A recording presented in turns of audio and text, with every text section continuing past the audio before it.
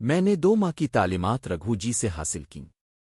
वो मुझे दिन रात वेदों के अश्लोक, गीता के शल्विक और पुराणों की कहानियां पढ़ाते। कभी कभी वो मुझसे आंखें बंद करके सुनने को कहते, फिर अचानक सवाल करते, महावीर किशन, ये अश्लोक किस धर्म गिरनत का है? और मैं बना हिचकिचाए जवाब देता, गिरनत भागवत गीता उदयाई, दूसरा शल्विक 29वां। रघु के चेहरे पर मुस्कुराहट फैल जाती। वाह, अब तो सचमुच ज्ञानी बन गया है। अगर तुझे कोई शक भी करेगा तो तेरे लबों से निकलते शब्द ही उसके दिल को यकीन दिला देंगे। मैं दिल ही दिल में सोचता, ये सब कुछ मेरे लिए अजनबी जरूर है, मगर जिंदगी बचाने और अपने मकसद तक पहुंचने के लिए ये नया रूप ही मेरा असल सहारा है। एक दिन रघु ने मुझे तहखाने में बुलाया। छोटा सा कमरा था जिसके कोने में एक लकड़ी की मेज पर चंद कागजात रखे थे। रघु ने मुझे एक पुतली सी प्लेट थमाई। ये तेरा आधार कार्ड है महावीर किशन। इस पर फोटो नहीं, सिर्फ नाम और शनाख्त। अब से ताव हैदर नहीं रहा। मैंने कार्ड को गौर से देखा। नाम साफ साफ दर्ज था, महावीर किशन पंडित। दिल पर एक अजीब सा बोझ सा उतरा, जैसे मेरी पुरानी पहचान मिट गई हो।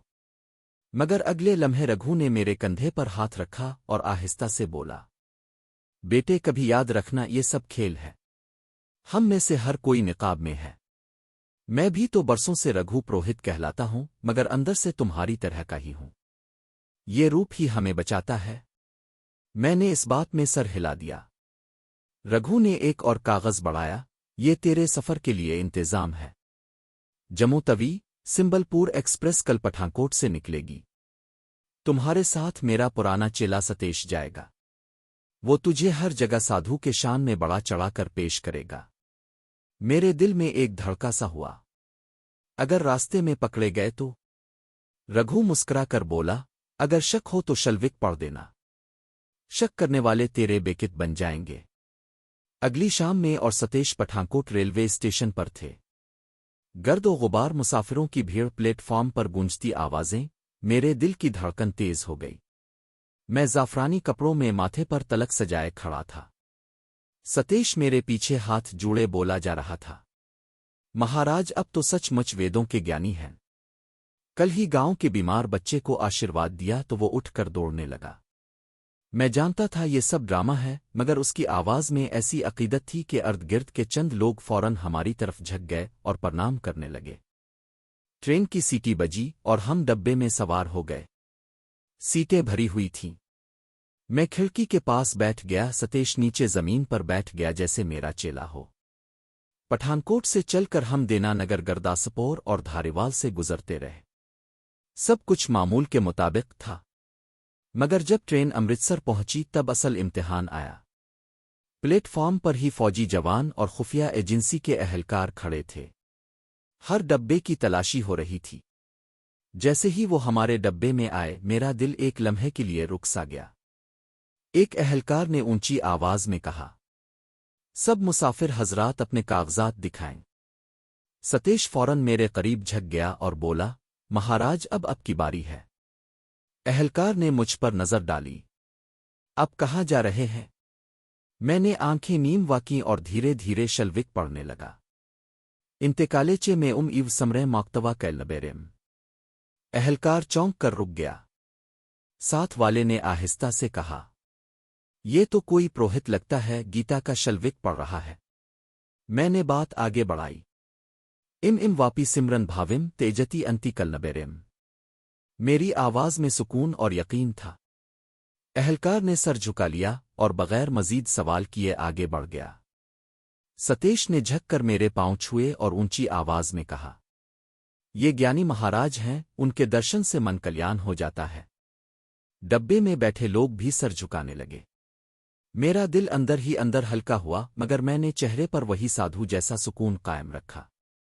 ट्रेन जालंधर पहुंची। यहां भी चेकिंग सख्त थी। इस बार एक नौजवान अफसर मेरे सामने आकर खड़ा हुआ, महाराज आपकी पहचान? मैंने आंखें बंद की और संस्कृत के अल्फाज लबों पर ले आया, करमेन अवादे कास्ती मा फलेशो कदीचन। अफसर कुछ देर तक सुनता रहा, फिर सतेश ने तेजी से कहा, महाराज तो बचपन से अश्लोकों के ज्ञानी हैं। पूरे पंजाब में उनका नाम है। अफसर ने मेरा आधार कार्ड सरसरी देखा, फिर हाथ जोड़ लिए। महाराज, दर्शन दे दीजिए। मैंने सर पर हाथ रखा और वो झक कर चला गया। इस रात जब ट्रेन लुधियाना पहुंची तो एक बार फिर सख्त तलाशी हुई। इस बार मुझे खुद को मजीद साबित करना पड़ा। मैंने पुरानों की कहानी सुनाई और अश्लोक गुनगुनाने लगा। मेरे गिर्द लोग जमा हो गए। अफसर भी कायल हो गया कि ये कोई आम आदमी नहीं बल्कि सच्चा साधु है। सतेश बार बार मेरा ढोल पेट रहा था। ये महाराज तो भूतकाल के ज्ञान रखने वाले हैं। यूं हम हर बार शक से बच निकले। जब ट्रेन अंबाला पहुंची तो अहलकारों ने हमें बस एक नज़र देखा और आगे बढ़ गए। लग रहा था मेरी ज्ञानी पंडित वाली शोहरत आगे पहुंच गई है। मैंने खिड़की से बाहर झांका। रात का अंधेरा था मगर अंदर मेरा दिल धड़क रहा था। एक तरफ सस्पेंस और खौफ, दूसरी तरफ एक अजीब सी ताकत का एहसास कि मैं वाकई एक नया रूप धार चुका हूं। ये सिर्फ आगाज था। आगे अभी दिल्ली, इलाहाबाद और फिर रांची का लंबा सफ़र बाकी था। और इस सफ़र में मेरे इम्तिहान और भी सख्त होने वाले थे। ट्रेन अंबाला से रवाना हुई तो मैंने गहरा सांस लिया। अब तक के खतरे पीछे रह गए थे, लेकिन दिल में एक खलिश बाकी थी। मैं जानता था कि जितना आगे बढ़ूंगा इतने ही इम्तिहान कड़े होंगे। सतेश खिड़की से बाहर झांक रहा था। इसने धीरे से कहा, महाराज, आपके अश्लोकों ने कमाल कर दिया। अंबाला के सिपाही भी आपके बेकित बन गए। मैंने इसकी तरफ देखा।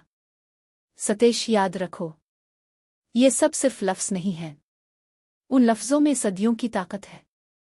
उनका सहारा ही हमारी ढाल है। सतेश मुस्करा कर बोला, और आपकी आवाज़ महाराज, इसमें जो सुकून है वो तो किसी को भी झुका दे। मैंने नज़रें झुका ली। दिल के अंदर एक चुभन सी महसूस हुई। अगर मेरे अब्बा जान देखते कि उनका बेटा हिंदू साधु के रूप में शल्विक पढ़ रहा है तो वो क्या सोचते। मगर फिर वसीयत याद आई, हैदर, ये अमानत आखिरी वक्त तक महफूज रहनी चाहिए। सुबह के धुंधलके में ट्रेन दिल्ली के नज़दीक पहुंची। प्लेटफॉर्म पर रश था। हर तरफ शोर, भागदौड़, रेड़ी वाले और सिपाही। यहां चेकिंग ज्यादा सख्त नहीं हुई। शायद मेरी शोहरत पहले ही पहुंच चुकी थी। फिर भी मैंने अपना सर झुकाए रखा और हाथ जोड़कर राध है कहता रहा। लोग एहतराम से रास्ता देने लगे। दिल्ली से निकलने के बाद ट्रेन गाजी आबाद, अलीगढ़ और हथरास से गुजरी। धूप तेज थी, लोग थके हुए दिखाई देते थे। ऐसे ही एक डब्बे में एक औरत अपने बीमार बच्चे को गोद में लिए बैठी थी। बच्चा बार बार खांसी से कांप रहा था। इसकी आंखें सुर्ख और सांस फूली हुई थी। मां की आंखों में आंसू थे। वो आहिस्ता आहिस्ता बोली, महाराज, मेरी सहारा बन जाइए। ये मेरा इकलौता बेटा है। कई दिन से बीमार है। हकीमों के पास भी गई, दवाई भी दी, मगर कुछ आराम नहीं। सतेश ने फौरन मेरे कदमों पर हाथ रखे और कहा, ये महाराज तो शिफा के धनी हैं। उनके आशीर्वाद से मरीज पिल में तंदुरुस्त हो जाता है। सब मुसाफिर मेरी तरफ देखने लगे। मेरे दिल में हिचकिचाहट थी मगर चेहरे पर संजीदगी कायम रखी। मैंने बच्चे को आहिस्ता से हाथ में लिया, माथे पर हाथ रखा, आंखें बंद की और धीरे से अश्लोक पढ़ने लगा। ओम तरियुम्बुक्म जाही मुही सग्नधम पोष्टि वर्देनम। मेरी आवाज गूंजी। मैंने दुआ के साथ साथ दिल में अल्लाह से भी मदद मांगी। कुछ लम्हों बाद बच्चा जोर से खानिसा और फिर गहरी नींद में सो गया। इसकी सांस हमवार हो गई। औरत ने मेरे पांव पकड़ लिए, महाराज, अब देवता है। मैंने नरमी से कहा, देवता मत कहो, बेटे का नसीब जाग उठा है। डब्बे के सारे लोग मेरी तरफ अकीदत से देख रहे थे। अंदर ही अंदर मेरे दिल में खौफ और सुकून दोनों का मिला जला एहसास था। ट्रेन आहिस्ता आहिस्ता टंडला और अटावा की तरफ बढ़ रही थी। दोपहर के वक्त एक किसान बूढ़ा आदमी मेरे पास आया। इसके हाथ कांप रहे थे। महाराज, मेरा बेटा शहर जाकर बिगड़ गया है।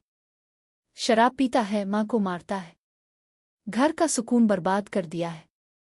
कोई उपाय बताइए। मैंने आंखें बंद की और गहरे लहजे में कहा, अपने घर के दरवाजे पर हर सुबह गंगा जल छिड़को। जब बेटा आए तो इसे खामोशी से जल पुलाओ। साथ ही ये शल्विक दोहराओ, सैतनु जेती नान रुथम। झूठ और बुराई ज्यादा देर नहीं ठहरते। बूढ़े ने हाथ जोड़कर कहा, महाराज, आपके शब्द सुनकर मेरा बोझ हल्का हो गया। सतेश ऊंची आवाज में बोला, देखा हमारे महाराज इंसानों के दुख का दरमा है। सब लोग सर हिलाकर मेरी अजमत के गीत गाने लगे। शाम ढलने लगी। ट्रेन कुनपुर सेंट्रल पहुंची। यहां रश बहुत था। प्लेटफॉर्म पर सिपाही फिर से घूम रहे थे।